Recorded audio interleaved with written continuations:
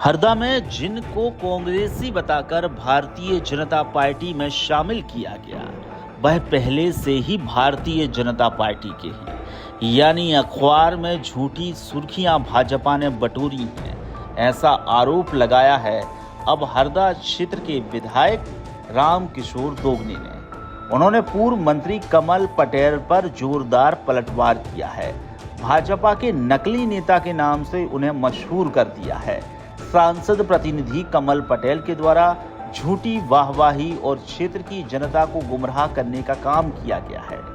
उन्होंने कहा है कि बुधवार को जिन लोगों को कांग्रेसी बताकर भारतीय जनता पार्टी में शामिल करवाया गया है, वह पहले से ही भारतीय जनता पार्टी के सदस्य हैं। जनपद पंचायत खिरकिया में सिर्फ अध्यक्ष ही कांग्रेस का है, परंतु उपाध्यक्ष मोहन सिंह सोलंकी, जिनका नाम दैनिक भास्कर में प्रकाशित किया गया, वह पहले से ही भारतीय जनता पार्टी के हैं। विष्णु ठाकुर यह लगभग 20 वर्षों से भारतीय जनता पार्टी के सक्रिय सदस्य हैं। उनकी पत्नी भारतीय जनता पार्टी के टिकट पर चुनाव लड़कर पार्षद रह चुकी हैं और वर्तमान में भारतीय जनता पार्टी आदिवासी महिला मोर्चा की पदाधिकारी हैं। इस तरीके से उन्होंने अन्य नेताओं के नाम भी साझा किए, जिनको कांग्रेसी बताकर अखबार की सुर्खियों में यह कहा गया कि इन्हें अब भारतीय जनता पार्टी में शामिल कर लिया गया है, लेकिन वह पहले से ही भारतीय जनता पार्टी के थे। यानी क्षेत्र को गुमराह करने का काम यहाँ किया गया है।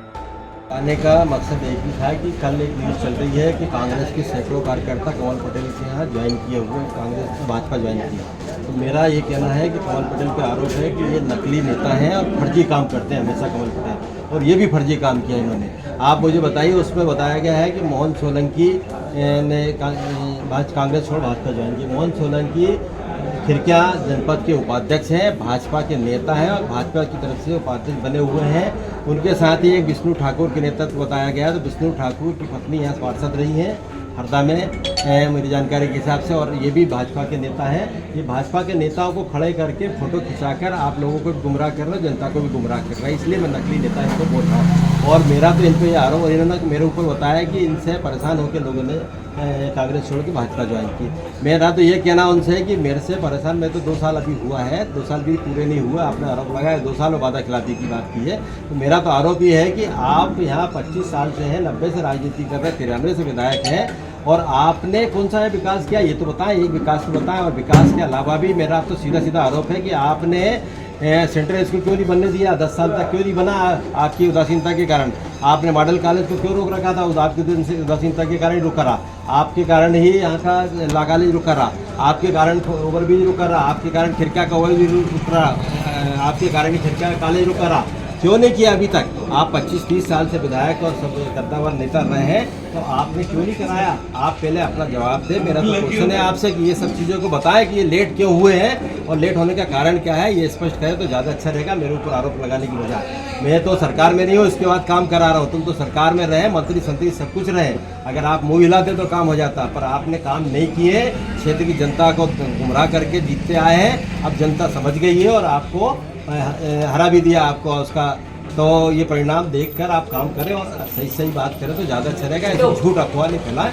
कांग्रेस का कोई भी आदमी भाजपा में नहीं गया, न किसी ने ज्वाइन किया इस तरह का। इसका कारण रहा होगा कि उन्होंने इस तरह से फैलाया? ये इनका कारण एक ही दिख रहा है कि अभी कुछ दिन पहले हमारे एक विशाल तिवारी, भारतीय जनता मोर्चा के वहाँ के नगर के अध्यक्ष थे हंडिया के, उन्होंने कांग्रेस ज्वाइन थी।